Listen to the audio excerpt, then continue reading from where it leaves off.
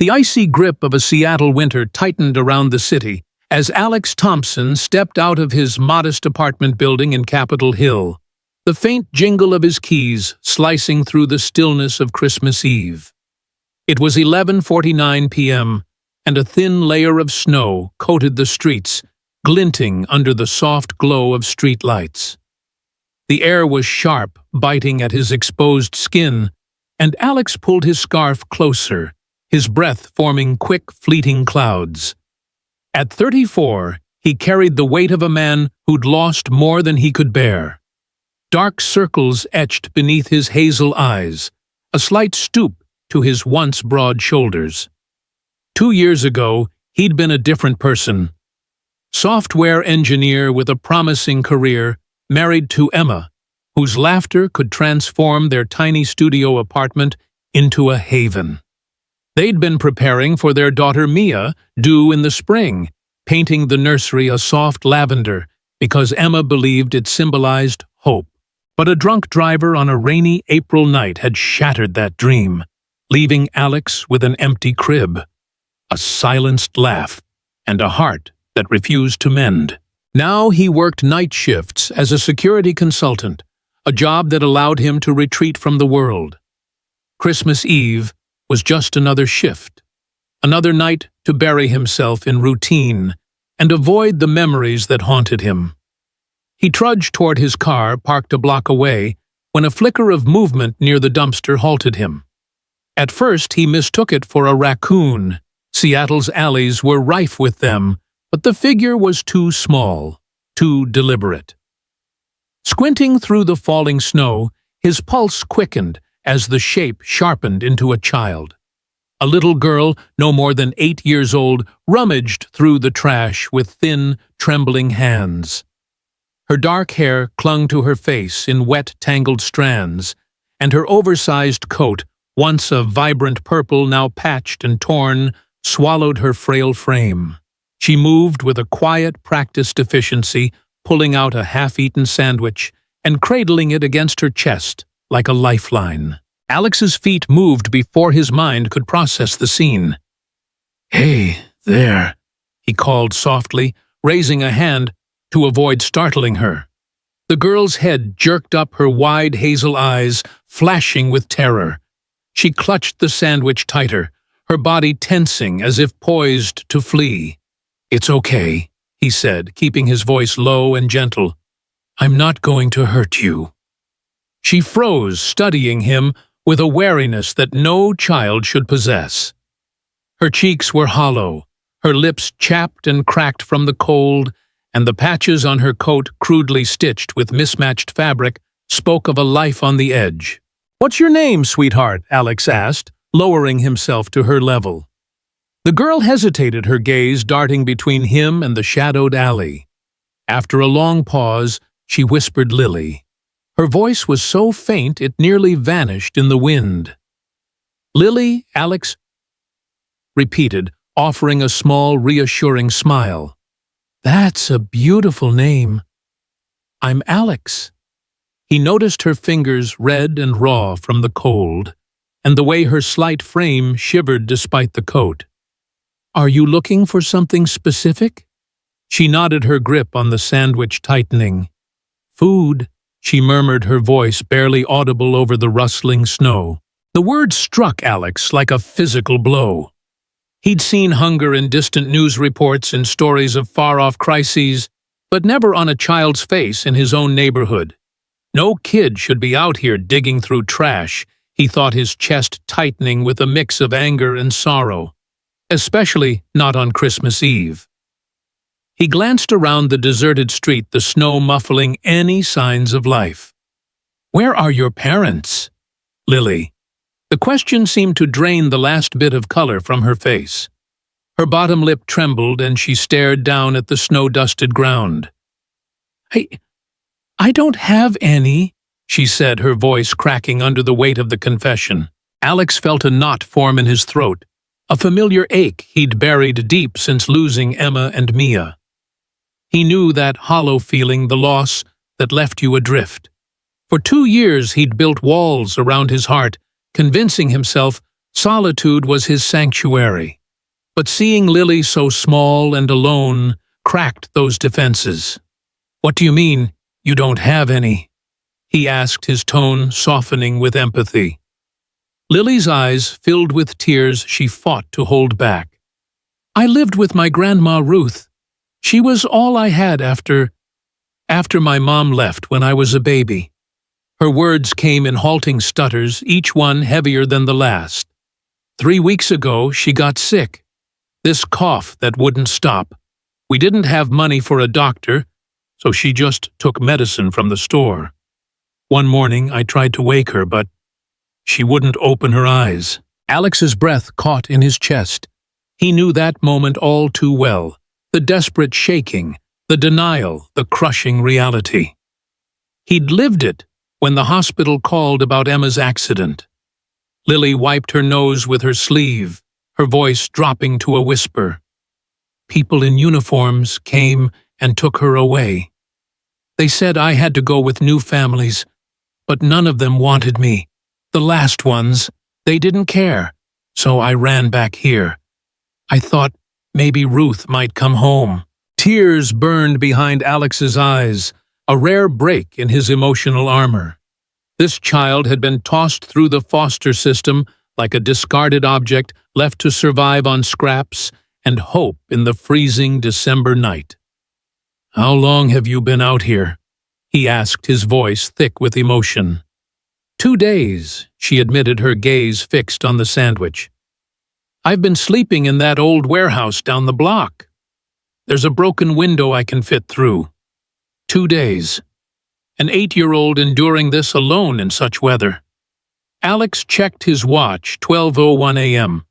Christmas Day. "Lily," he said, his voice steady despite the turmoil within, "I want you to listen to me. You don't have to do this alone anymore." She looked up, confusion and exhaustion battling in her eyes. Adults had made promises before only to break them. "I know you don't know me," Alex continued, "and I know you might not trust grown-ups right now. But I promise you this, I'm not going anywhere." Something in his raw honesty seemed to reach her. Her shoulders relaxed, just a fraction, a tiny crack in her guarded stance. "How about we get you somewhere warm and get some real food in you?" he suggested. Lily hesitated, her survival instinct clashing with the cold seeping through her tattered coat.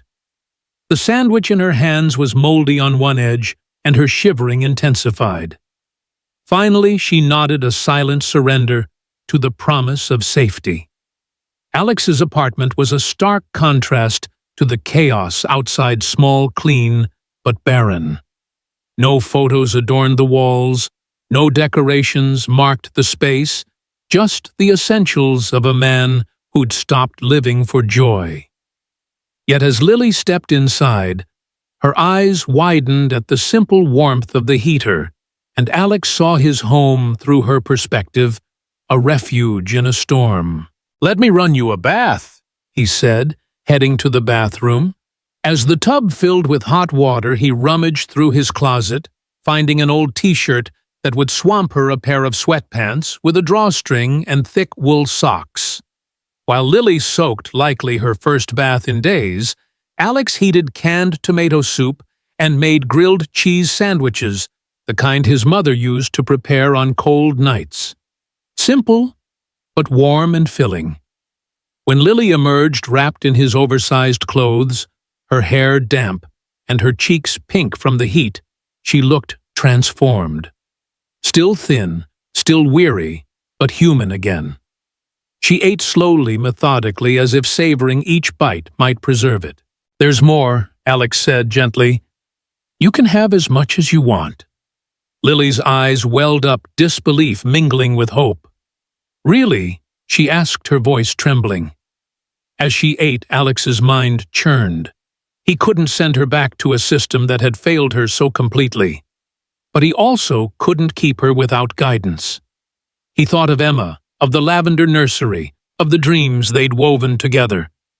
Maybe this was why he'd survived, why he'd been left behind when she hadn't. Maybe this was his chance to be the father he'd never become. That night, as Lily slept fitfully on his couch, clutching a blanket like a lifeline, Alex made calls. He contacted Child Protective Services, explained the situation, and inquired about emergency guardianship. He called his old college friend, Dr. Elena Carter, a social worker despite the late hour. She answered on the second ring, her voice groggy. "Alex, it's Christmas morning. What's wrong, Elena? I need your help," he said, his voice steady for the first time in years. As he recounted the night, he watched Lily toss and turn, her small face creased with worry even in sleep. "This is going to be a process," Elena warned. "The system's slow, and they'll want background checks, home visits." "Are you sure about this?" Alex nodded, though she couldn't see. "I've been lost since Emma and Mia. Maybe this is my way back. She needs me, and I think I need her." Elena sighed. "Okay, I'll start the paperwork. But be prepared, it won't be easy." As Alex hung up, Lily stirred, her eyes fluttering open. "You're still here," she whispered, as if testing the reality. "Of course I am," Alex said, kneeling beside her. "I told you I wasn't going anywhere." In that quiet Seattle Christmas morning, as snow continued to fall, Alex noticed something peeking out of the trash bag. Lily had carried a crumpled drawing.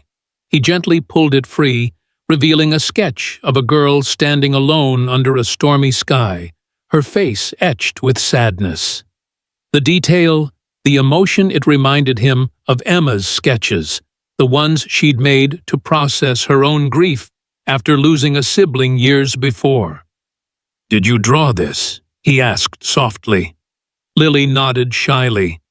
"It's how I feel sometimes." Alex's heart ached.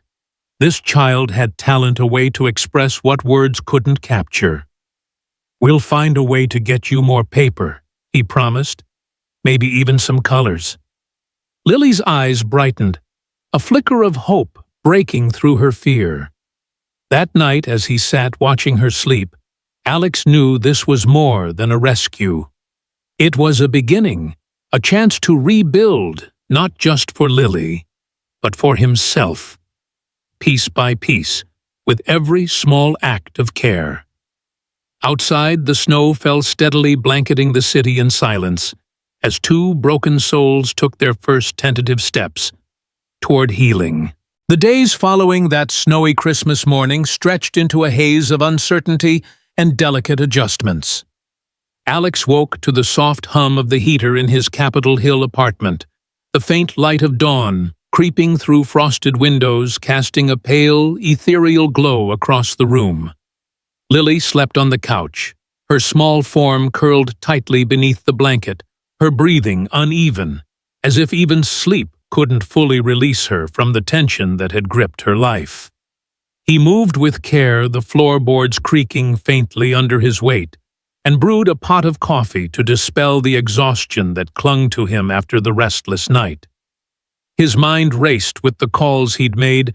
Child Protective Services had approved a temporary emergency placement, but the path ahead loomed with background checks, home visits, and a seemingly endless pile of paperwork. Dr. Elena Carter, his college friend and a seasoned social worker with a calm demeanor, had promised to guide him through the maze. Her voice a steady anchor amid the swirling uncertainty. But Alex understood this was merely the first step in a long and winding journey. Lily stirred as the rich, earthy scent of coffee filled the air, her hazel eyes blinking open with a flicker of confusion, as though she were testing the boundaries of this new reality. "Morning," Alex said softly, setting a mug on the counter and turning to face her with a gentle smile. She sat up slowly, clutching the blanket to her chest, the oversized t-shirt slipping off one thin shoulder, revealing a patch of pale skin marked by the cold. "Is this still real?" she asked, her voice small and fragile, laced with a hope she barely dared to feel. Alex nodded, his smile widening to reassure her. "Yeah, it's real. How about some breakfast?"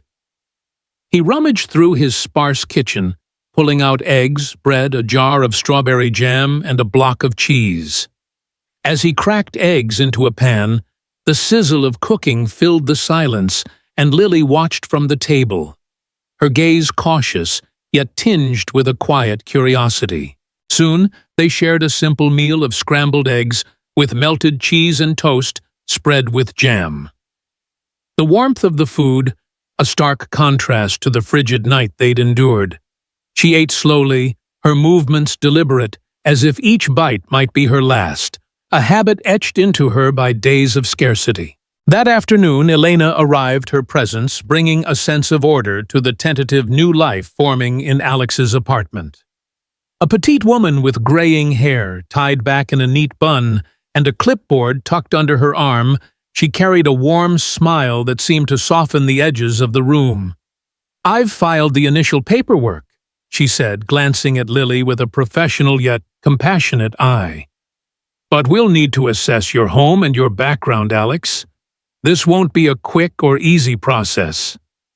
Lily shrank back, her hands twisting the hem of her borrowed sweatpants, her fear palpable in the way her shoulders hunched. Alex knelt beside her, his voice low and soothing. "It's okay," he whispered. "She's here to help us." Elena's expression softened as she turned to Lily. "I know this is scary, but we want to make sure you're safe. Can you tell me a little about where you've been?" After a long pause, Lily nodded her story, spilling out in halting fragments foster homes that felt like cold, impersonal warehouses, families that sent her away without a backward glance, nights spent hiding in the damp, echoing warehouse with its broken windows and creaking floors. Elena took notes, her brow furrowing with each new detail, the gravity of Lily's situation sinking deeper with every word. The nights that followed tested the fragile bond they were building.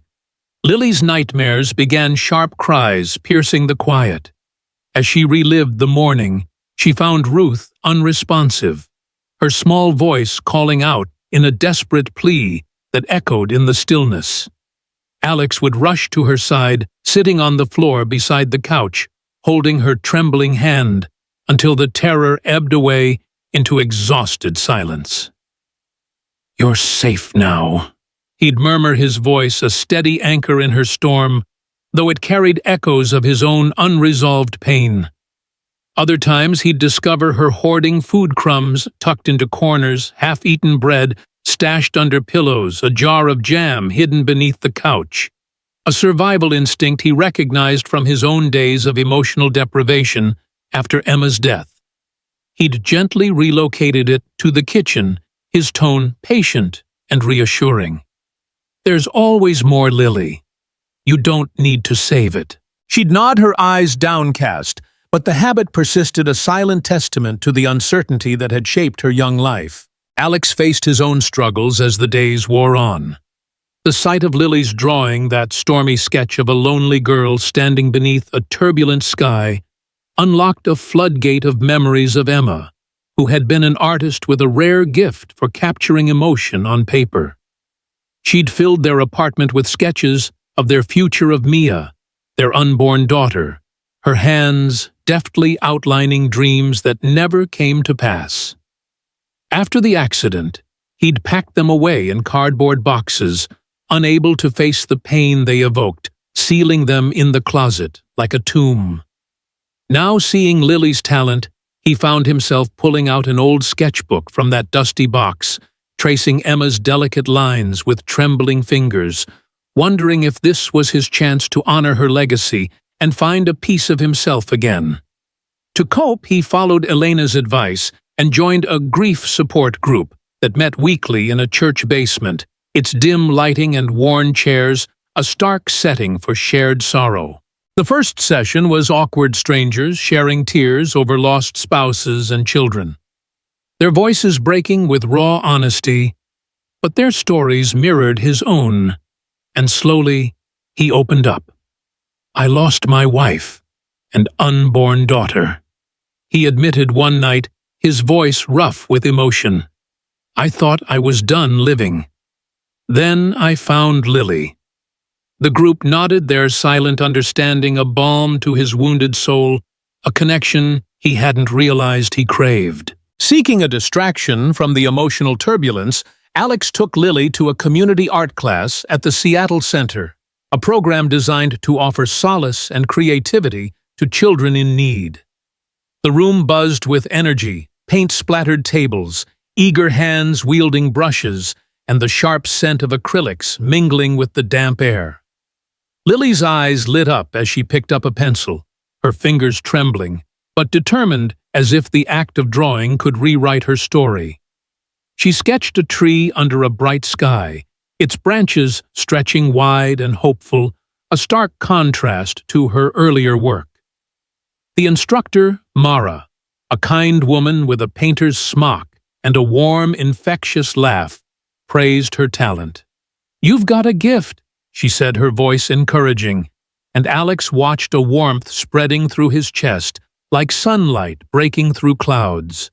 He volunteered to help organizing supplies and chatting with other parents, their casual conversations, a bridge back to a world he'd forsaken. For the first time in years, he felt a thread of connection not just to Lily, but to a broader community that welcomed him with open arms. Challenges soon emerged to test their resolve. A week later, a call shattered their fragile peace. A former foster family, the last ones Lily had fled in desperation, demanded her return. She ran off without permission. The woman's voice crackled over the phone, cold and unyielding, a tone that sent a chill down Alex's spine.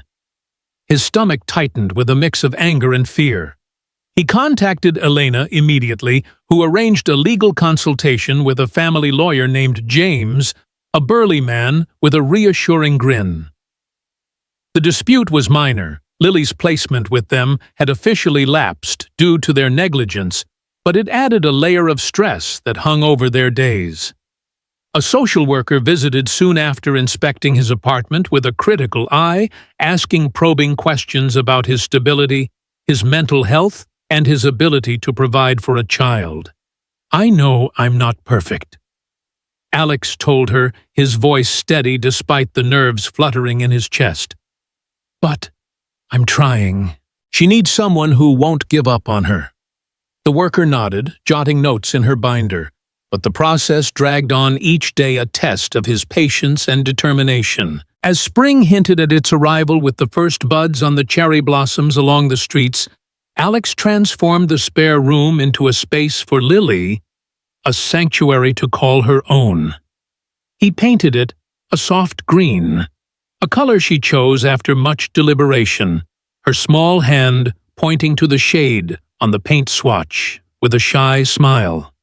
He hung her drawings on the walls, turning the space into a gallery of her resilience and growing spirit.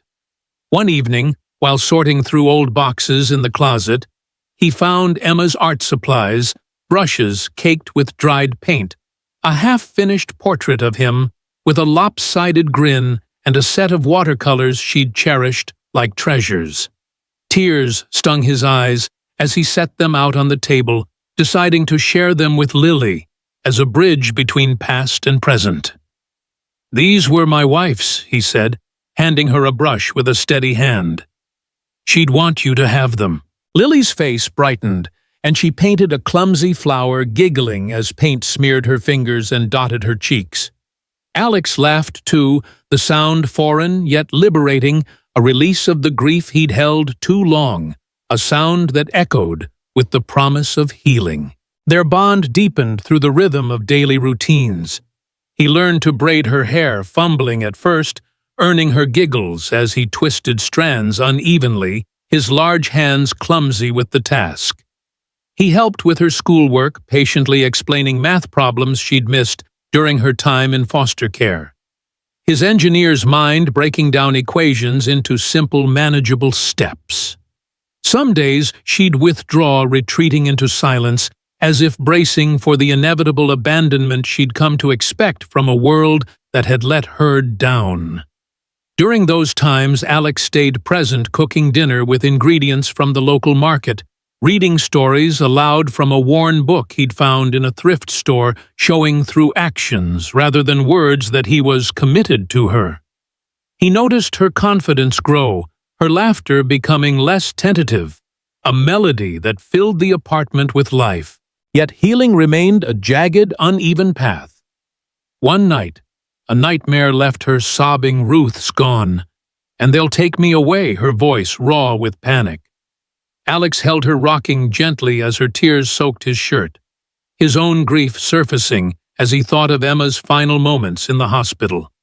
"I won't let that happen," he promised, his voice firm despite the lump in his throat. In therapy with Dr. Patel, a calm counselor with a knack for listening and a collection of potted plants on his desk, Alex explored this duality. "Caring for her brings back my pain," he confessed, his hands clasped tightly. "But it also gives me purpose." Dr. Patel nodded, his voice measured. "It's a mirror, Alex. Her loss reflects yours.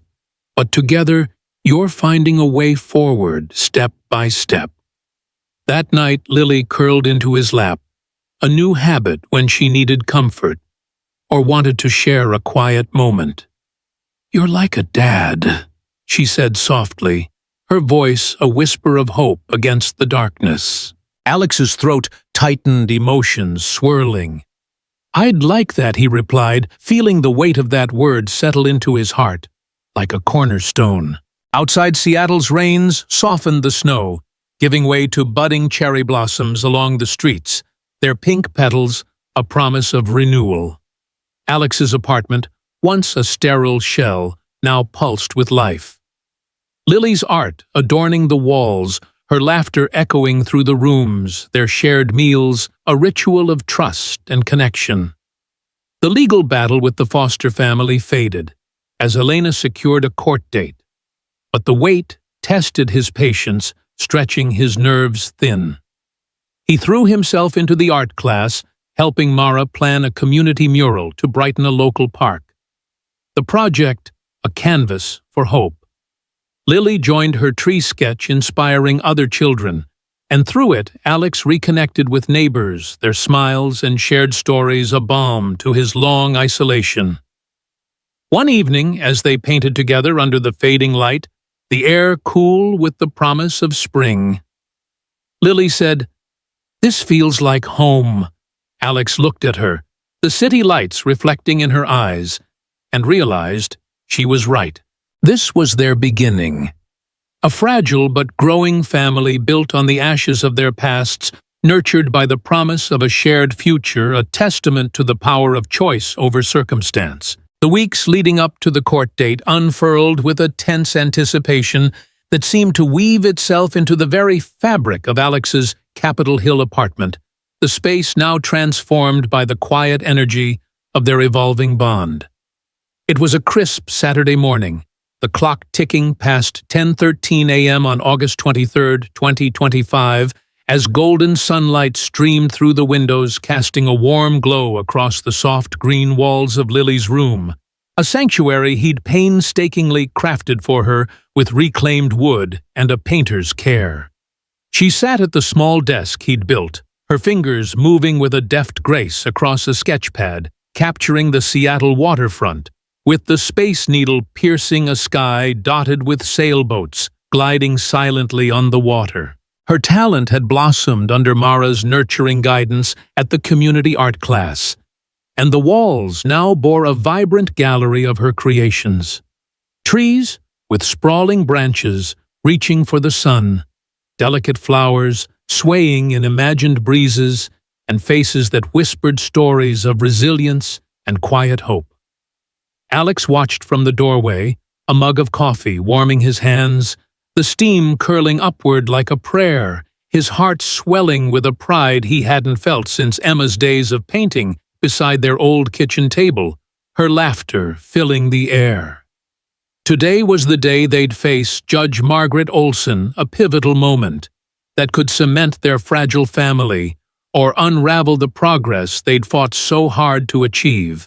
Lily wore her favorite outfit, a navy dress with white polka dots. A thoughtful gift from Mrs. Hargrove, the elderly neighbor who'd taken to dropping by with homemade cookies and gentle words of encouragement. Her hair, now neatly braided by Alex's steadily improving hands after countless practice sessions, framed her face with a soft glow, the strands catching the light like a halo. She clutched a folder of her drawings, a silent testament to her journey, her fingers tracing the edges nervously. "Are you nervous?" she asked, her voice steady, despite the slight tremor in her hands, as she adjusted the folder on her lap. Alex knelt beside her, meeting her hazel eyes with a reassuring gaze that held the weight of his commitment. A little, he admitted, his voice warm and steady, but mostly excited. "What about you?" She considered this, her brow furrowing in a thoughtful crease he'd come to adore, a sign of the strength growing within her.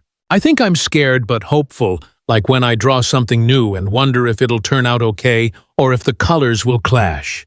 He squeezed her hand gently, his grip firm yet tender. "It will. We're in this together, and I've got your back no matter what."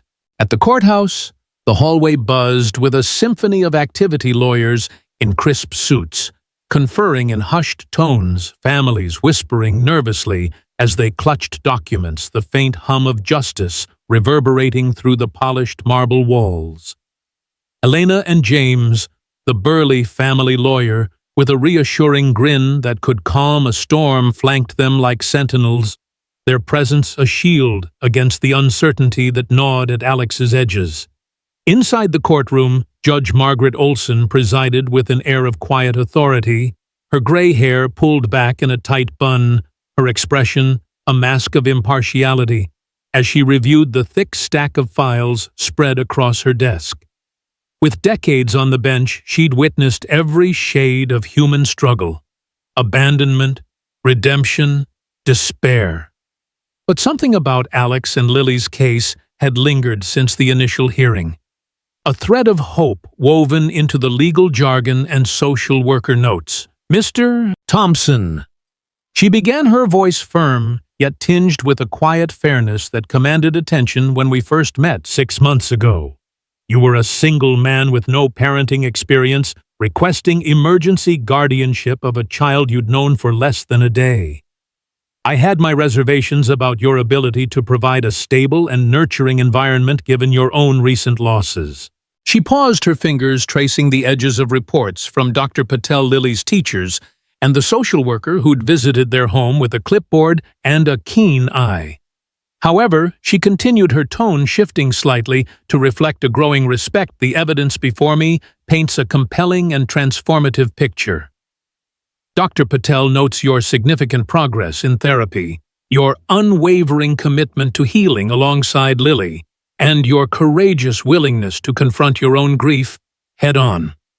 Her teachers report a child who's thriving academically and socially, a remarkable transformation from her days lost in the foster system, marked by improved grades and newfound friendships. The social worker commends your stable home, your dedication to her well-being, and the nurturing environment you've cultivated with patience and love." She turned her gaze to Lily, her eyes softening with a hint of warmth. "Young lady, I understand you have something to say on your behalf, and I'd like to hear it." Lily stood, her small frame steady, despite the weight of the moment, her voice clear and strong, as it carried across the room, cutting through the murmurs like a bell. "Your Honor, Alex saved my life.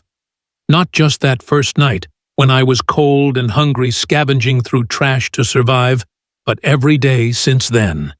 He helped me feel safe again, like I belong somewhere after feeling invisible for so long. He braids my hair even when it's crooked, and I have to fix it, and helps me with my homework, when I get stuck on fractions or spelling words. He stays with me when I have bad dreams, holding my hand until I can sleep, and he keeps every promise he makes, even the small ones, like buying me new pencils. I want him to be my dad forever, not just until someone decides I have to go somewhere else again, because he's the first person who chose me and keeps choosing me every day." A ripple of soft smiles and approving nods passed through the courtroom, and even Judge Olson's lips curved into a faint approving smile, a rare break in her stern facade that spoke volumes. Well, then she said, her hand poised over the gavel with a deliberate grace, "By the power vested in me by the state of Washington, I hereby grant the petition for adoption. Alex Thompson, you are now the legal father of Lily Thompson." The gavel's sharp thud echoed through the room, a sound that reverberated in Alex's chest like a heartbeat, and he felt his knees weaken with a flood of relief and unbridled joy that threatened to overwhelm him. He lifted Lily into a tight hug, her arms wrapping around his neck, with a fierceness that mirrored his own emotions, their shared tears a silent celebration of the journey they'd endured together. "We did it," she whispered, her voice muffled against his shoulder, a mix of triumph and disbelief that hung in the air. "We did it," he confirmed, his voice thick with emotion, his heart full for the first time in the long, lonely years since Emma's passing, a void now filled with Lily's presence. That afternoon they celebrated with a trip to Gasworks Park, a beloved Seattle landmark where the skeletal remains of old industrial structures met the shimmering expanse of Lake Union, its waters reflecting the summer sky. They brought a picnic, sandwiches packed with turkey Swiss cheese and lettuce, a bowl of fresh strawberries picked from a local market, and a thermos of homemade lemonade spreading a checkered blanket on the grass near the water's edge. Together, they planted a small cherry tree near the shore, its roots nestled into the earth with care as a symbol of their new beginning, its branches a promise of growth and renewal in the seasons to come. Lily sketched the scene, her pencil dancing across the page with a focus that captivated Alex, capturing the laughter of other families picnicking nearby, the distant silhouette of the skyline against the horizon, and the tree's delicate roots reaching into the soil like a lifeline. "This is for us," she said, handing him the drawing with a shy smile that lit up her face. Alex hung it on the fridge when they returned, pinning it in a place of honor beside her earlier works, and felt tears prick his eyes as he traced the lines with a trembling finger. "It's perfect," he said, pulling her into another hug, the warmth of her presence a balm to the scars of his past. As summer deepened its hold on Seattle, their lives settled into a steady rhythm, a dance of routine and discovery that wove their days together. Alex returned to part-time software work, leveraging his skills to develop a free app designed to connect foster children with mentors across the state, a project born from Lily's story and the gaps he'd witnessed in the system. Over 400,000 kids in U.S. foster care deserved better support. She excelled in school, her art earning a spot in a local gallery, where her tree sketch sold for a modest sum, the proceeds donated to the community center to fund more art supplies for kids in need. They volunteered there weekly, teaching children to paint their laughter, filling the room as brushes flew and colors blended in a chaotic harmony, a testament to the joy they'd found. One evening, as they sat on the balcony watching the sunset paint the sky in hues of orange, pink, and violet, Lily nestled against him and asked, "Have you ever felt like this was meant to happen?" Alex considered her question, the golden light reflecting in her eyes like a mirror to the hope they'd cultivated. "I used to think fate was cruel after losing Emma and Mia," he said, his voice steady with the wisdom of hindsight. "But finding you, maybe it was a second chance, a purpose I didn't see coming. Maybe we were meant to save each other." Their story carried a profound lesson, one that rippled beyond the walls of their home and into the lives of those who might hear it through the winds of change. Compassion, even in its smallest form, a decision to stop on a snowy night, to care when the heart feels closed, to offer a hand when the world turns away, could transform lives in ways that defy imagination. Alex had acted on instinct that Christmas Eve, And in doing so, he'd not only given Lily a home, but also healed his own wounds, rediscovering purpose in the ashes of his grief. Family, they learned, wasn't defined solely by blood. It was a choice, a commitment forged through love, patience, and an unwavering perseverance that could rise from the deepest losses. Helping others, they realized, wasn't just an act of kindness, it was a pathway to personal redemption, a mirror reflecting the strength and resilience within each of them. For those watching, this was a call to action. Practice kindness daily. Reach out to support the over 400,000 children in U.S. foster care who face similar struggles and prioritize mental health as a foundation for healing and growth. Educationally, it highlighted the critical importance of community support systems, the impact of stable, loving relationships on young lives, and the power of creative expression as a tool for processing trauma.